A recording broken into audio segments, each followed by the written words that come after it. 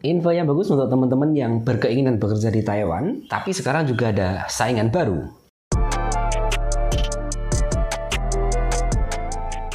Nah, teman-teman semua yang ada di Taiwan, beberapa waktu lalu ya, dalam ini juga diberitakan di media Taiwan bahwasanya Kementerian Taiwan Lin Yochang, yaitu Menteri Dalam Negeri Taiwan, itu mengungkapkan bahwasanya sektor konstruksi di Taiwan itu benar-benar kekurangan tenaga kerja ya, dan oleh karena itu ada sekitar 30.000 job yang sedang diperkirakan ada di Taiwan saat ini, dan secara bertahap di tahun ini kemungkinan akan ada 15.000 job order yang disebar. Kemudian tahun depan juga ada 15.000 di sektor konstruksi ya. Ini disebar karena Taiwan merasa kekurangan tenaga kerja di sektor konstruksi dan akan mengambil oleh pekerja migran ya. Jadi ini kesempatan baik sekali untuk teman-teman yang ada di Indonesia yang sekarang ingin bekerja ke Taiwan ya. Kita berharap nanti biaya ke Taiwan bisa ditekan lah, tidak seperti ini yang begitu mahal sekali ya. Nanti kan biasanya ganti kebijakan, ganti presiden, ganti juga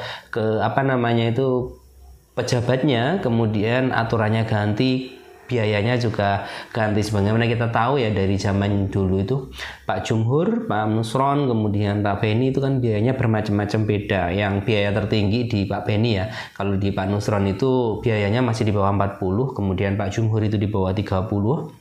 Sekarang Pak Beni itu udah di atas 40, bahkan sekarang sudah di atas 50 ya. Kita berharap ke depan akan ada perubahan biaya ya, setidaknya ditekan lah. Biayanya tidak semahal itu, karena kalau biayanya murah 30-an juta misalnya, itu tidak ada lembur pun di Taiwan kita masih bisa bertahan. Tapi kalau kita biayanya di sana itu 50 jutaan up gitu ya untuk sektor-sektor formal seperti ini, maka ya untuk BEP balik modal itu susah sekali ya. Nah, ini info pertama yang akan disebar tahun ini, ada 15.000 job sektor konstruksi. Jadi teman-teman nyari aja PT-PT kemarin yang udah diundang ke Taiwan, itu kan mereka juga membicarakan tentang job konstruksi, job peternakan, job pertanian. Itu silakan aja. Tidak semua PT mungkin yang bisa mengampu job ini, tapi ada beberapa PT kemarin yang bosnya diundang ke Taiwan, itu pastilah dia akan dapat itu ya.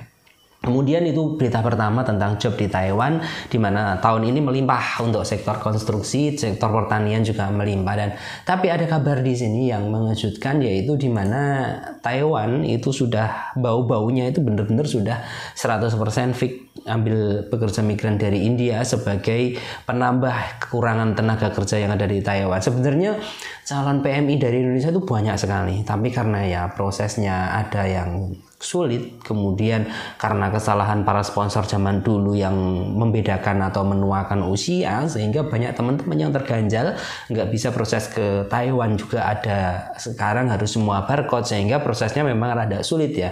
Jadi karena itulah mungkin Taiwan kan butuhnya tenaga kerja itu banyak.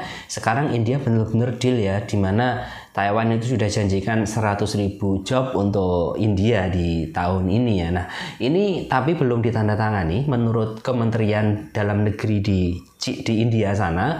Kemungkinan Desember ini ditandatangani, dan Desember itu pengiriman pertamanya ke Taiwan ya. Nah, menurut teman-teman bagaimana? India jadi saingan kita. Jadi sekarang itu yang nomor 1 di Taiwan itu kan Indonesia, Vietnam, Thailand, Filipina. Nah, sekarang akan tambah India. Apakah India ini akan menggeser Indonesia atau dia akan menjadi pelengkap saja yang ada di bawah? Ya, silakan di kolom komentar. Dan teman-teman bagaimana menurut teman-teman semuanya? Kalau pekerjanya itu dari India yang datang ke Taiwan, apakah dia bisa bersaing dengan pekerja migran dari Indonesia, ataukah